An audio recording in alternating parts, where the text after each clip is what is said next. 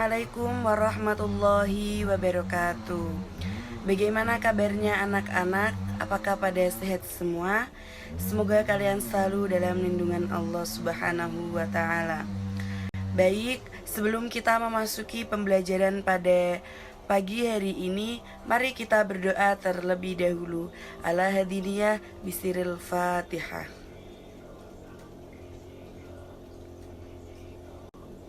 Sebelum kita memasuki pembelajaran sejarah kebudayaan Islam pada pagi hari ini, mari kita mengumpulkan semangat kita dengan tepuk semangat. Yuk, 1, 2, 3, tepuk semangat. Semangat.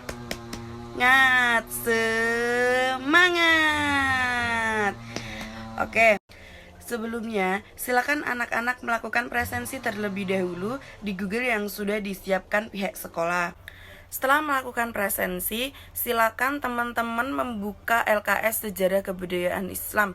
Kemarin kita sudah membahas tentang bab 7, yaitu Sunan Muria. Kali ini kita akan membahas tentang bab 8, yaitu Sunan Kudus. Sudah tidak asing lagi di telinga teman-teman karena Sunan Kudus itu terletak sangat dekat di kota Jepara, begitu ya. Dalam pengembangan Sunan Kudus ini kita memasuki 3 bab.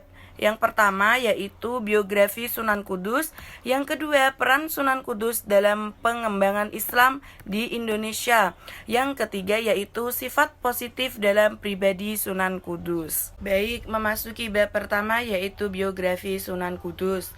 Biografi Sunan Kudus yaitu Raden Ja'far Shodiq atau biasa disebut dengan Sunan Kudus adalah putra Utsman Haji bin Ali Al-Murtadha, saudara kandung dari Sunan Ampel. Beliau adalah cucu buyut Syekh Ibrahim As-Samarkandi dan masih mengikuti keturunan Rasulullah SAW melalui jalur Sayyidina Husain bin Fatimah binti Rasulullah SAW. Nah, memasuki bab yang kedua yaitu peran Sunan Kudus dalam mengembangkan Islam di Indonesia. Peran-peran tersebut dibagi menjadi 3 ya teman-teman. Yang pertama yaitu mempelopori teori beragama. Yang kedua yaitu melakukan akulturasi budaya Islam dan budaya lokal. Yang ketiga yaitu berdakwah lewat seni dan budaya. Sesuai dengan peran yang pertama yaitu mempelopori teori beragama. Dari awal mula Raden Ja'far Shodiq kembali ke Kudus dan memulai dakwahnya di Kudus, beliau mementingkan persatuan masyarakat lokal seperti dilarang menyembelih sapi pada saat lebaran kurban. Bukan karena menganut ajaran Islam, tetapi pada saat itu ketika menyembelih hewan kurban sapi, maka akan menyinggung atau menyakiti hati agama lain. Karena pada masanya hewan sapi untuk dijadikan kurban itu dianggap sebagai hewan keramat menurut agama-agama lain. Jadi Raden Ja'far Shodiq selalu mementingkan persatuan masyarakat lokal seperti agar tidak melukai hatinya. Dalam dakwahnya, Sunan Kudus melakukan hal-hal unik untuk menarik perhatian agama lain agar mau datang ke depan masjid atau ke teras masjid. Nah, berhubung Sunan Kudus itu pengalamannya banyak tentang budaya lokal, akhirnya beliau membuat inovasi-inovasi dalam penyampaiannya lewat dakwah agar dapat difahami dan dapat diterima oleh masyarakat lokal. Yang kedua yaitu melakukan akulturasi budaya Islam dan budaya lokal. Bagaimana sih Raden Ja'far Shodiq menarik simpati agama lain agar mau masuk ke dalam agama Islam? Yaitu melakukan akulturasi budaya dan arsitektur masjid yang mengkombinasikan arsitektur antara agama Islam dan agama Hindu dan Buddha. Beliau membuat 2 bangunan, yang pertama yaitu bangunan masjid dan bangunan Menara Kudus. Yang kedua yaitu membangun padasan. Yang pertama yaitu membangun Masjid Menara Kudus. Sejak meninggalkan Demak, Raden Ja'far Shodiq melalui dakwahnya dengan membangun masjid dan menara Kudus untuk menarik perhatian agama-agama Hindu, Buddha, atau agama lainnya yang tidak memeluk agama Islam.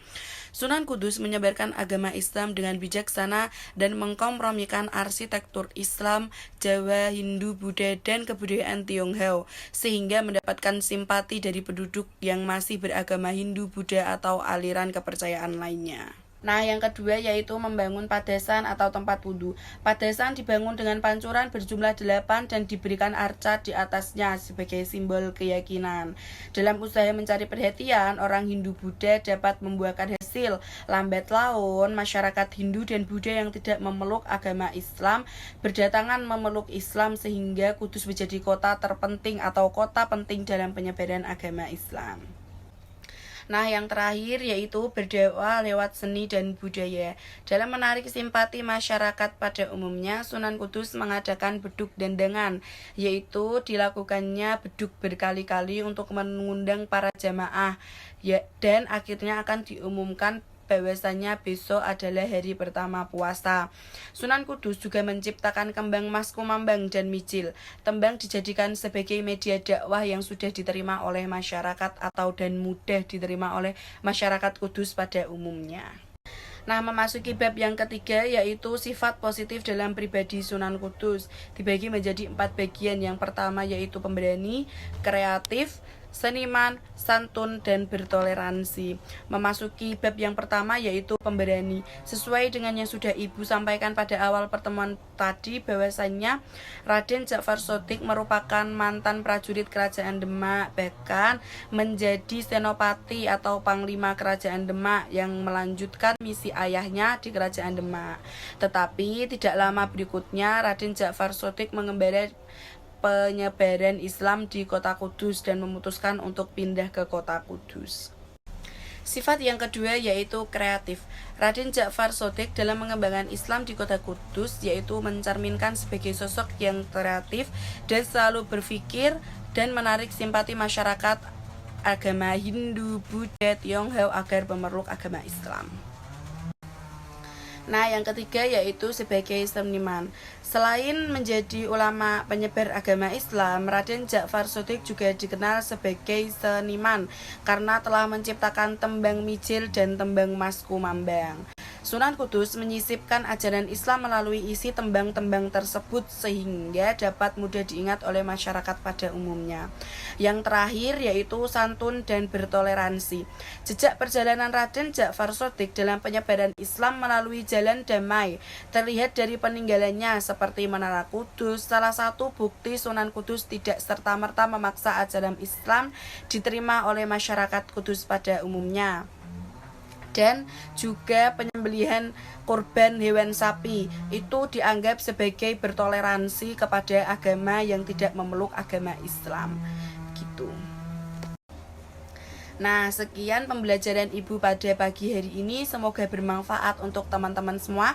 Jangan lupa LKS-nya dibaca ya anak-anak. Tetap semangat mengerjakan tugas, semangat membaca, dan tidak lupa jika keluar rumah cuci tangan dan membawa masker. Sekian dari Bu Guru. Wassalamualaikum warahmatullahi wabarakatuh. Dadah.